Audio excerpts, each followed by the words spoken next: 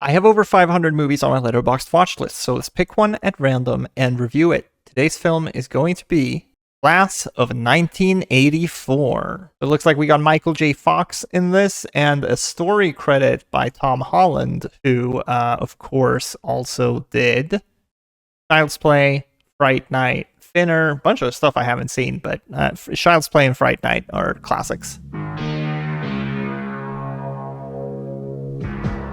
I have a lot of 70s and 80s exploitation on my watch list because it's a type of movie that I'm endlessly fascinated by. However, sometimes sitting down to watch these movies can feel like a bit of a chore. Usually I can figure out within the first 15 minutes if I like one of these movies or not. And let me tell you, the first 15 minutes of this movie were rough for me. It does have a fairly entertaining last 15 minutes or so, but getting to that point was a frustrating experience. And it sucks because the premise is so bonkers that I really was expecting to have a good time here. The story follows a teacher named Andy who starts at this new school, which basically looks like a set from The Warriors. It's youth delinquency turned up to 11. The kids are bringing in weapons to school, they're fighting, they're either selling or doing drugs, and just generally causing every teacher to have a miserable time. Very early on, Andy stands up for himself to this kid named Peter. Now, Peter is the leader of this punk gang, I guess we'll call them, but they're also scourging racists, which isn't very punk rock of them, but whatever. Let's just say the people making this film didn't exactly have their fingers on the pulse of youth culture at that time. But anyways, that's the main conflict here. Andy the teacher versus this gang of punks. It's also worth noting that Michael J. Fox shows up in a minor role here. He's not a youth delinquent though, just a band kid. The thing that kind of threw me for a loop with this movie is how straight they play it. This is devoid of any sense of fun or comedy. And I think I probably would have been okay with that if the movie had had any likable characters at all, but it really doesn't. It's nasty and mean and oddly self-righteous at times. And I don't know how much of this was intentional, but sometimes it's really difficult not to read this as anything other than a pro-war on drugs propaganda film. It's honestly kind of bizarre. There's a section of this movie that feels like one of those "this is your brain on drugs" commercials. And listen, there was certainly a time of my life where I could watch some of that stuff and laugh at the stupidity of it, but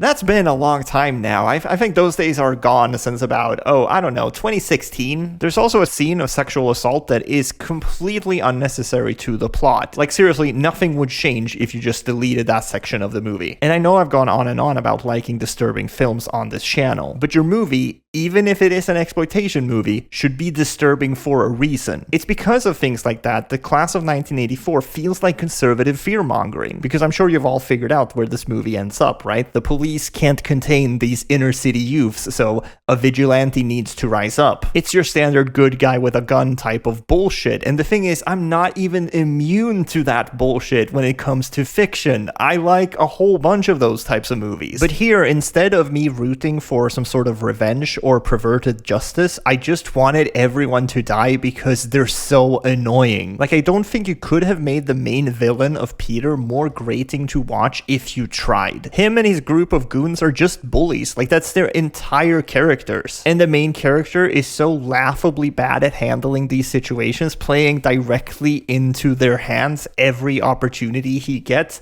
until the last 15 minutes, of course. So the entire movie just feels like a long waiting game for, as I said, a reasonably entertaining last 15 minutes. That's not enough for me to recommend that you go see the film, but I am glad I finally watched this. It's been on my watch list for a really long time. There are two sequels to this film, Class of 99 and Class of 99-2, The Substitute, and apparently both of these go way heavier in a sci-fi direction, which I would be interested to see. I always enjoyed the experience of logging something that's kind of bad on Letterboxd and then realizing that the film has multiple sequels. And I'm an idiot, so I'll watch those too. I'll be posting another one of these videos tomorrow, so check back then. Leave a like and comment if you enjoyed the video, and we'll talk about more movies soon. Okay, bye.